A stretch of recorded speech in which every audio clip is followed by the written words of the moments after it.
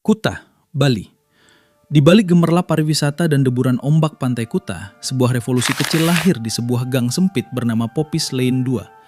Tahun 1995, saat tren musik pop menguasai radio-radio nasional, tiga pemuda memutuskan untuk mengambil jalan yang berbeda. Mereka tidak ingin sekedar menghibur, mereka ingin berteriak. Bobby Cool, Eka Rock, dan Jerings. Tiga nama yang nantinya akan mengubah peta musik punk rock Indonesia selamanya. Inilah kisah tentang Superman is Dead, sebuah perjalanan dari band lokal Bali hingga menjadi ikon perlawanan dan kemanusiaan di tanah air. Selamat datang di konten Bising, biografi singkat.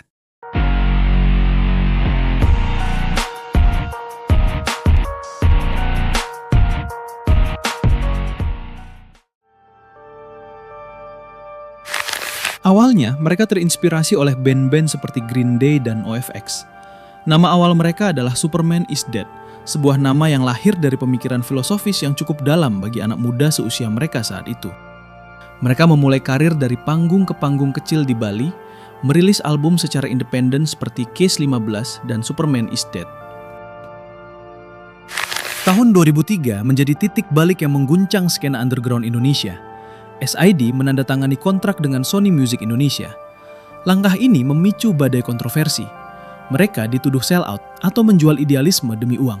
Namun SID menjawabnya dengan karya. Album Kuta Rock City meledak di pasaran. Melalui lagu-lagu seperti Pang Hari Ini, mereka membuktikan bahwa masuk ke industri besar bukan berarti tumpul. Justru, mereka menggunakan panggung yang lebih besar untuk menyebarkan pesan mereka ke telinga yang lebih luas. Musik mereka adalah perpaduan unik antara kecepatan punk rock dengan harmoni ala rockabilly, dibalut dengan lirik yang lugas tentang realitas sosial dan kebanggaan akan identitas Bali. Karir SID tidak berhenti di dalam negeri. Pada tahun 2009, mereka mencatat sejarah dengan tampil di Vans Warped Tour di Amerika Serikat, sebuah pengakuan internasional bahwa punk rock asal Indonesia memiliki taring yang tajam. Namun, seiring bertambahnya usia, lirik-lirik SID mulai bertransformasi, dari sekedar bersenang-senang di bar menjadi suara bagi mereka yang tertindas. Album Angels and the Outsiders dan Sunset di Tanah Anarki menjadi bukti kedewasaan mereka. Mereka bukan lagi sekedar musisi, mereka adalah aktivis. SID berada di garda terdepan dalam gerakan Bali Tolak Reklamasi. Mereka menggunakan popularitas mereka untuk menjaga tanah kelahiran mereka dari keserakahan. Bagi SID, punk bukan hanya tentang rambut mohak atau distorsi, tapi tentang kepedulian pada sesama dan alam.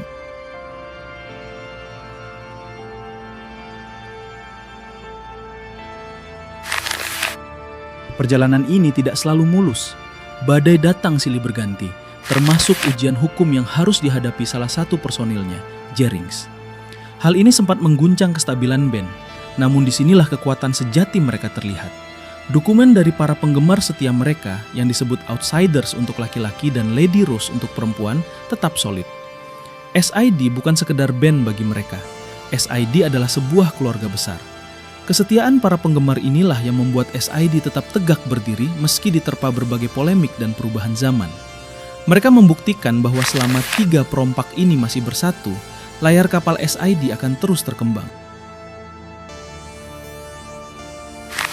Hampir 3 dekade berlalu sejak pertemuan pertama mereka di Bali. Superman is Dead telah melampaui definisi sebuah band punk.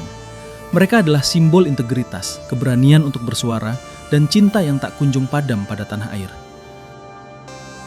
Dari gang sempit di Kuta hingga panggung dunia, mereka tetaplah tiga pemuda yang sama, Bobby, Eka, dan Jerings.